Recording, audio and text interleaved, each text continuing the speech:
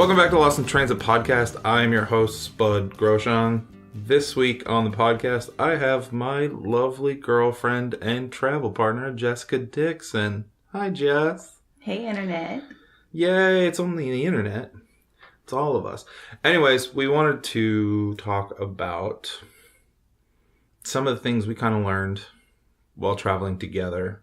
She, before we started actually traveling, had never really left the country. Actually, she had never left the country. I was the reason she got a passport. And now she wants to go everywhere. Right? Something like that. You suck. There you go. That's better. So anyways, I made a list of a few things, and she has kind of agreed that they are,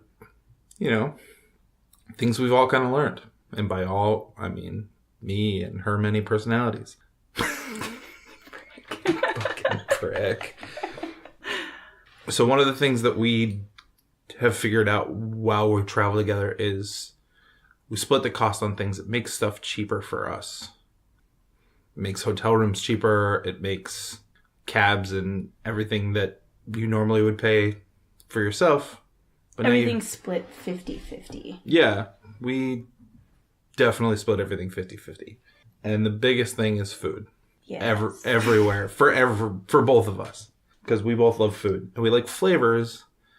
And, well, there's plenty of those. So it's nice when we go out to eat or we're in a different country and we're not exactly sure what something is or if it's cooked the way that we like. So we'll normally split everything half and half. And we like to call this eating tapas, even when it's not actually tapas.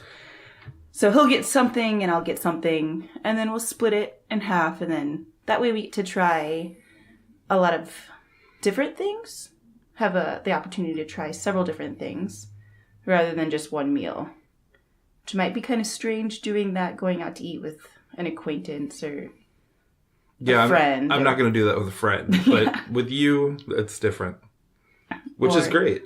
The occasional I order something or you order something that we don't like, and then we just pick at each other's plate. Yeah, I mean, and the best part about it is wherever we go, there always seems to be French fries. French fried. Well, that's the thing that we do too. Traveling with a partner, we pick up kind of little things that we do. We always go to a McDonald's. Yeah, it's kind of... And always go to a Starbucks. It's kind of a sad thing that we do, but it's great to see the difference. And I hate to admit it, but the Starbucks is so the same everywhere that it's great. It's almost like a comfort of home. The fried chicken in Bangkok. That was not Starbucks, that was McDonald's though. But still. And it was different, and it was incredible. Some of the best fried chicken I've had. Which is insane to me still. Okay, so number 2 is compromise. Now, I used to travel by myself everywhere, and things were, well, I did whatever I want, I guess, is the best way to explain it. And then traveling with Jess, she's kind of taken control of some things, I guess. She definitely doesn't necessarily want to do all the same things that I do. Like, we went to Thailand last December? Yeah, and she convinced me to, one, go to a Hello Kitty cafe for the first time, which she still does to this day. It's very entertaining now. You're such a trooper. I actually kind of enjoy it. The coffee's not bad. And the other was go to an elephant sanctuary where we actually spent the night, and it was, it's very out of the ordinary for me. But, I mean, I'm sure that I make her do things that she probably wouldn't want to do as well. But that's the nice part about traveling with someone else, is that normally I can't count how many temples and, small villages that we've come across, which normally, I guess, old Jess, that's not a thing that I would have sought after. And turned out that I really enjoyed all of these things. Yeah. Same thing with the elephants. You were Oh, it's such great. a giggly bastard. And it was awesome. Like, I would have never expected that. But it was so cool and such an experience that, like, yeah, I'd been to Thailand like 4 or 5 times before that. Or anywhere where I'm like, nah, animals. It's like a zoo. We went to the monkey forest in Bali. And I fucking hate monkeys. Oh my god. We had such a good time. We did have a great time. And I didn't get attacked by any monkeys. So that was a bonus. Definite bonus. Because we definitely saw some people get attacked by monkeys. Yeah, that's... But it's good. Like, traveling with a partner makes that fun. And I can't wait to see what else comes. Because I'm sure there's going to be some bullshit where we're both like... no, I don't want to do... Okay, fine. Let's go. You give a little to get a little. Yeah, and it's great. I feel like you're kind of compromising on taking this 24-hour train trip in China because you know that I love trains. Train boners. It's fun. It is. I love the train. But I'm really excited to see how you like it, how you deal with it. So maybe tell them that we're...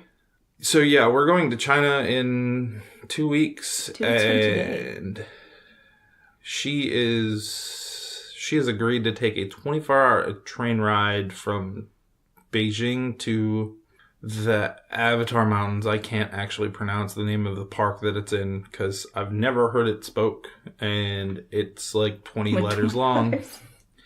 But I'm really excited because the last time I rode a train that long was in 2017 when I was in Russia. It's exciting. I think it's exciting. We'll see how we do. Well, we'll see how she does.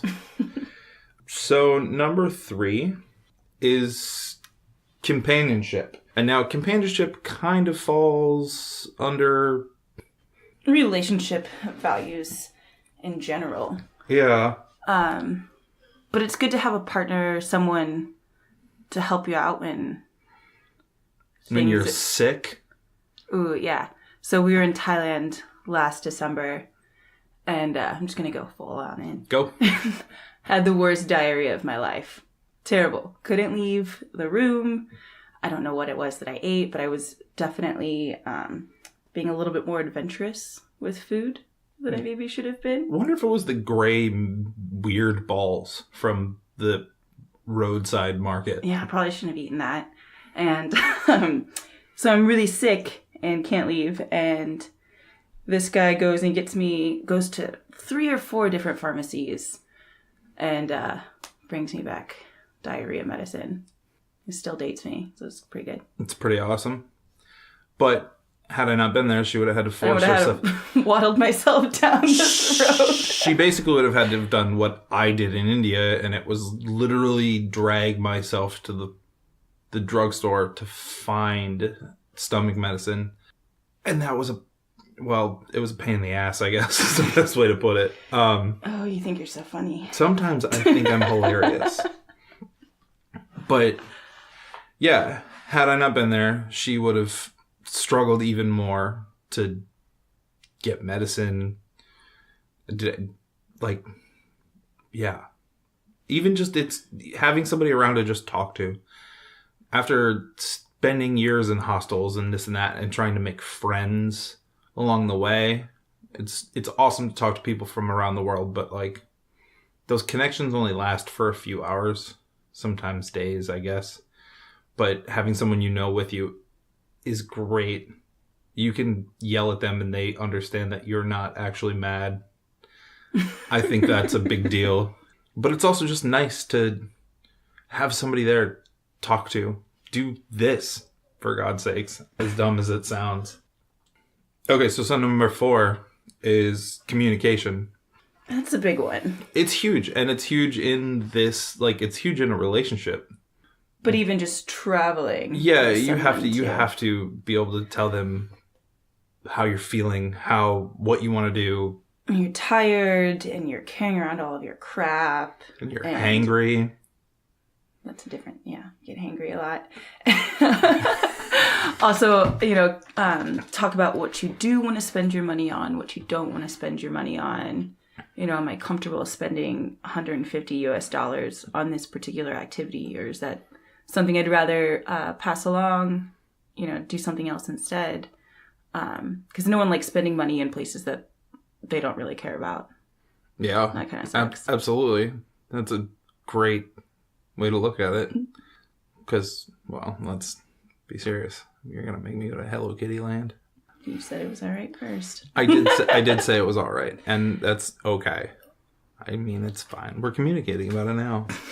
I don't want to go. That's not true. It's okay. It'll be fine. It's the Disney one that we've got to decide on. I think that's a whole nother podcast. I think you're probably right. Stay tuned for Shanghai Disney, the podcast. But yeah, in every relationship, talking is very, very, very important. Do you remember when we went to Thailand. I originally was sat in the window seat. Mm-hmm. And Spud had the aisle, and I said, you can have the window seat there if I can have the window seat returning to America. And I think we were in Seoul. Yeah. And returning to America, we had a long layover in Seoul. And that being said, we had a long layover, and we were hanging out in the lounge. And I maybe had one too many glasses of white wine before. And so we get onto the plane, and I'm like, fuck yeah, window seat. And Spud plops down into the window seat. And I, maybe being a little bit tipsy, didn't want to but you said I could have the window seat. And so I just let him have it. And my little drunk ass was grumpy half the way. And later on figured out he had no idea. He didn't remember. So communication. Yeah. I was grumpy because I wanted the window seat and I was tipsy. And I think I just went to bed. You definitely just passed went right out. to bed. But if we just would have communicated that before, then you wouldn't have been grumpy, but you still would have probably gone right to bed, which would have been fine. Either way, absolutely fine. Talk to each other. It's good. We try to talk to each other, but I can't stand her. So, and you never shut the hell up. That's fucking also true. So number 5 is patience. And if you actually travel, you probably already have a good deal of patience from dealing with anything from fucking bad buses and delayed trains to just some shitty dude who's staying in your hostel room. But for us, it's different. I mentioned earlier that she got hangry in Bali. I think that might have been the first time that I ever seen you hangry. On a trip, I guess. Feed me. But she got real, real, real mean.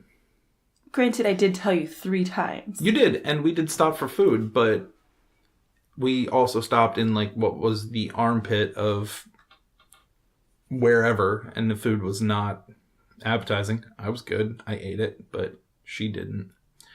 The restaurant was in a garage in the middle of nowhere that was infested with little lizards. The fried rice was great. I'm a prick. But yeah, so she kept telling me she was hungry, and she ultimately got kind of lippy. And I mean, maybe it wasn't a patience thing. Maybe it was a get this woman fried chicken thing. But yeah, you just have to breathe your way through situations. Understand that traveling makes you really sleepy. And that sometimes you just gotta take everything with a grain of salt. I don't think we've ever actually really been in an argument. No. We're good at recognizing when the other person's maybe had enough for the day. Yeah, absolutely. You definitely had enough that day. But we had also been on the go since 7 a.m. Riding scooters everywhere. In and out around Bali. Yeah, it was great. That was pretty incredible. Do you notice that, so we talk about all of these things, We didn't mention Europe once. Like that Europe trip did, but like we just Cutie little basic Europe trip. It was such a cutie little bit. But we didn't have, you know what I mean? We didn't have to... neither of us had to be patient with each other. We didn't have to, like, actually talk about, like, important shit. Well, I think also, too, Europe at retrospect to America, it's very comfortable there. Yeah, it was. I think a lot of our Asian trips, you find yourself in uncomfortable situations more frequently. Yeah, I agree. And that has to come with a lot of patience. Yeah, absolutely. You're hot and uncomfortable, no AC, food giving you the poops. Sweating on the train. No seats on the train. Being stacked and oh my god, no seats on the train for like hours. It's like 6 hours. I forgot about that. Wow. Yeah, so this was just kind of a list of things that we had put together and we wanted to talk about. We are going to China in 2 weeks, so I'm sure there will probably be some sort of podcast about that. See how Spud does at Hello Kitty Land. And possibly Disney Shanghai. It'll be great. We'll see how much Jess likes the Great Wall and the smog in China. Also the Big Macs. The Big Macs, that's what you're excited for. I'm excited. I'm just excited. It's gonna be fun. With all the work that I've been doing, Bali seems like it was a year ago. Yeah. Like it doesn't seem like, so I'm excited for another trip. Vacation. Vacation. Don't say vacation. Vacation. Please don't say vacation. Is there anything you want to tell these people before we leave? No. Cool.